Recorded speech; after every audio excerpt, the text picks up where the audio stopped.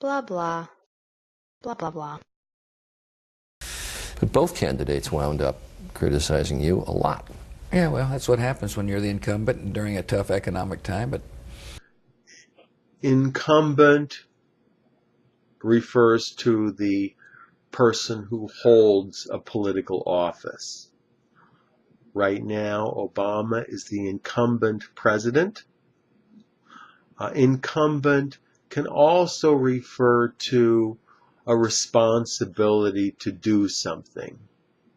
For example, you can say, it is incumbent upon me to pay my bills on time. So it's a duty for you to do something. Or it is incumbent upon parents to try to raise their children well. Or it is incumbent on everyone to try to obey the law. So it's a duty that people accept, hopefully, and try to perform to the best of their ability. And you said the first meaning was someone, an official who is in the office at the moment and who is called a lame duck.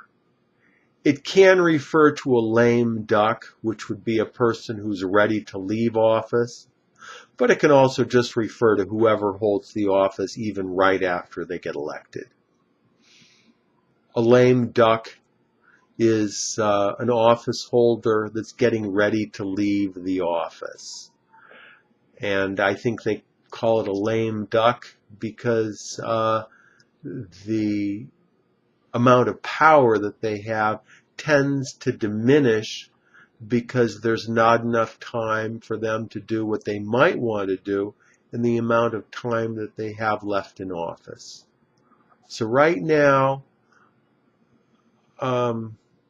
you could say Obama is a lame duck, but generally after the November elections, when he has less than 2 years left to go, the president is considered to be a lame duck president.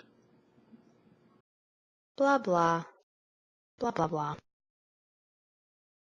oh yeah, I don't want people to misconstrue. It's not. I don't feel joyful when somebody loses their life, nor do I feel joyful when somebody loses a job. That concerns me. Misconstrue means to misinterpret, misconstruct, to make a mistake about what somebody is saying. So when people are speaking, oftentimes it's easy for people to think they're saying something different than what they want to say they are really saying. So in this case, they would say, I don't want to misconstrue. Or if someone were to say that somebody said something, they could respond, you misconstrued what I said. I didn't say that. I said something different. Blah blah, blah blah blah. Secondly, I think it's bad for the presidency to have former presidents bloviating, opining, or telling people how it ought to be done. Bloviate sounds pretty negative. It sounds almost like it's a pig, but it actually just means to blow air, to make noise, to speak at length without very much meaning.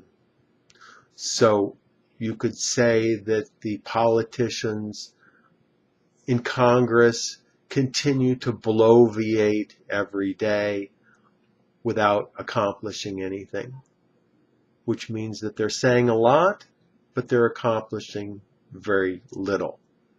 You could also talk about the media that way too, if you like. Opine means to give an opinion. And some time ago, that was largely what people would say. They would say he gave an opinion about something. Now, with our faster world, it's becoming more and more popular for people to say he opined about something, which just means he gave an opinion. And also there is a similar tendency or similar pattern with another verb to emote, which comes from emotions, right? It's not as common or popular, but the same pattern. That's correct. The pattern there is to take a noun and to turn the noun into a verb. For example, if you table a proposal, it could mean that you put the proposal on the table. So you're taking the verb table, you're taking the noun table, turning it into a verb. Similarly, chair a meeting. People sit in chairs. So if you chair the meeting, it means the act of sitting in the chair, the head chair, for the meeting. Blah blah. Blah blah blah. I also thought we ought to be involved with higher education. I thought it'd add oomph to our programs. And so I began to look around. Oomph means to add energy to something. It comes from the sound that someone might make when they're lifting something heavy, where it sounds like oomph. They go, like that. Or you could say ugh. So that sound gets changed into the word oomph, which means to add energy. So you could say, we need to add some oomph to our commercial to make it more exciting. Or I need to add oomph to my resume to get them interested. Or Apple wanted to add some oomph to its new iPad to get people excited to want to buy it. They also refer to this as pizzazz. They also say to add pizzazz to something. That's all for today. Tom Taylor is an ESL tutor. He teaches English in the United States and outside, all over the world, using Skype. He can be reached at his website, which is ESL-fullsteamahead.com. click on this link and check out his website and email with questions. Thank you, Tom, and I'll talk to you next time. Thank you.